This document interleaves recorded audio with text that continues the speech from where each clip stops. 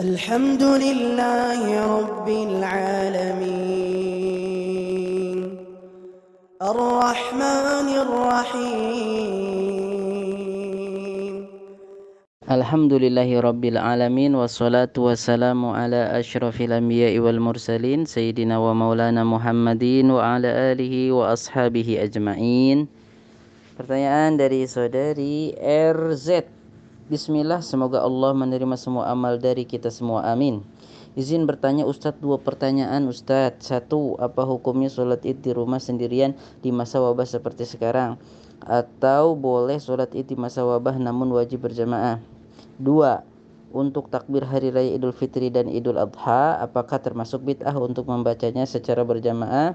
Dan bagaimanakah sunnah dalam mengamalkan takbir di 2 hari raya ini? Demikian, jazakallahu khairan. Taib, baiklah untuk yang 1 ya, nomor 1. Apa hukumnya sholat id di rumah sendirian di masa wabah seperti sekarang? Boleh sholat id sendirian di masa wabah seperti sekarang. Naam. Ini pendapat jumhur ulama ya. Jumhur ulama membolehkan sholat id sendirian. Baik. Ini juga dalam madhab Hambali dan Syafi'i. Nah, Imam Al-Muzani menukil dari gurunya ya, Imam Syafi'i rahimahullahu taala di dalam Mukhtasar wa yusallil idaini al-munfaridu fi baitihi wal musafiru wal abdu wal mar'atu. Jadi dibolehkan untuk sholat id sendirian di rumahnya, atau orang yang lagi safar, atau hamba sahih, atau wanita. Nah, ya, jadi boleh sholat id sendirian. Karena sholat id itu fardu kifayah. Kalau sudah ada satu kelompok melaksanakan, maka sebetulnya gugur yang lain. Tetapi kalau seandainya ada perempuan ini sibuk atau gimana ya, tiba-tiba nggak bisa ke lapangan, akhirnya dia sholat di rumah sendirian, boleh menurut jumhur ulama ya. Taib, dalam madhab Syafi'i dan Hambali juga, dalam madhab Hambali ya, Ibnu Qudamah mengatakan di dalam kitabnya Al-Mughni, wa huwa mukhayyarun insya'a shallaha wahdahu wa insya'a shallaha jama'atan. Jadi orang yang ketinggalan sholat id atau ada uzur lah sehingga nggak bisa bersama-sama dengan kaum muslimin sholat id, dia boleh sholat id sendirian di rumahnya atau berjamaah. Boleh, mau jamaah mau sendirian boleh.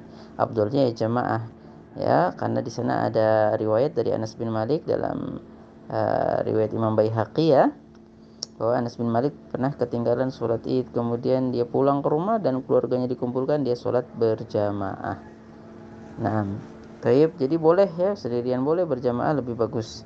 Itu untuk pertanyaan nomor 1.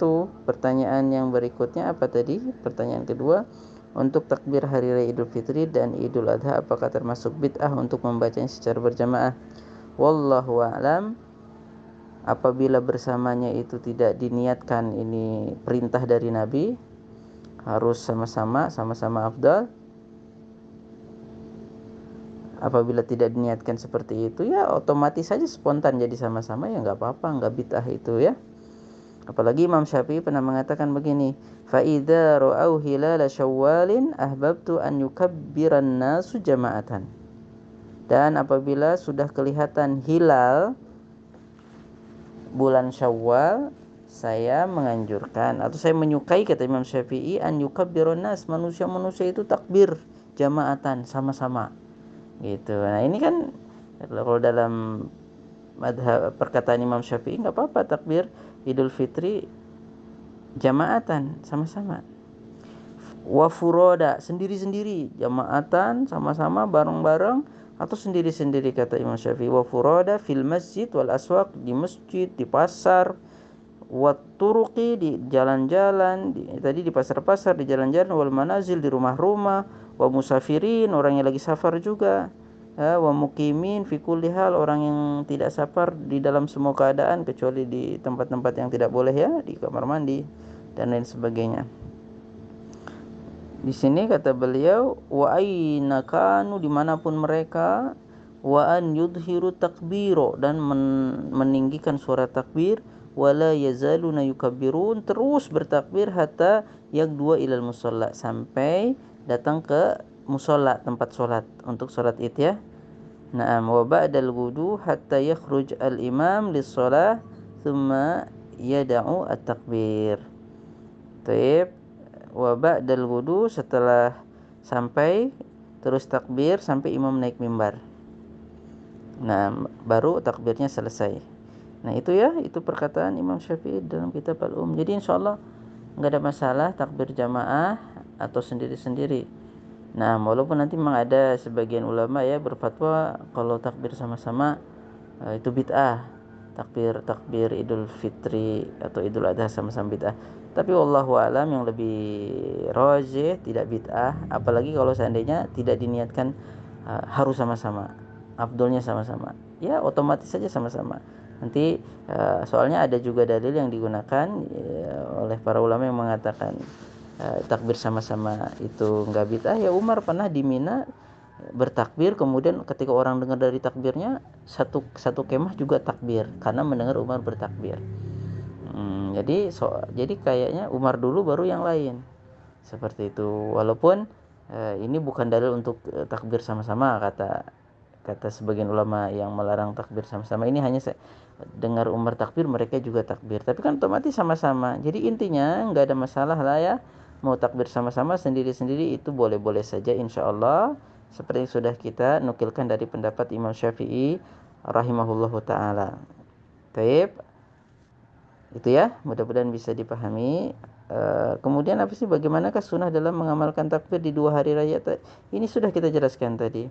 Kalau hari raya Idul Fitri setarnya ketika matahari terbenam, sudah masuk tanggal 1 Syawal. Nah, di situ semuanya takbiran, laki-laki, anak-anak, anak kecil, bapak-bapak, ibu-ibu, semuanya takbiran. Tapi kalau ibu-ibu tidak mengangkat suara ya, pelan saja. Kalau bapak-bapak keras, cuma harus diperhatikan juga jangan tengah malam takbiran pakai speaker ganggu orang. Ya, orang Islam saja terganggu. Bagaimana nanti ada orang non muslim takbiran akhirnya mengganggu ya. Suara standar saja dan tidak boleh juga sampai larut malam begitu sehingga mengganggu orang yang lagi istirahat. Nah, ya sekedarnya dan diangkat suaranya takbirnya. Nah, karena memang ini syiar Islam. Ya, boleh begini, Allahu Akbar, la ilaha illallah, wallahu akbar walillahil hamd. Atau Allahu Akbar, la ilaha illallah, wallahu akbar walillahil hamd. Baik, itu contoh dari lafaz takbir. Ada asar yang lain ya tentang takbir ini, insyaallah enggak ada masalah. Nah, boleh saja, yang penting kita di situ kita mengagungkan Allah dan bersyukur kepada Allah kita sudah menyelesaikan ibadah ini. Jadi takbir Allahu Akbar ya setelah kita menyelesaikan ibadah.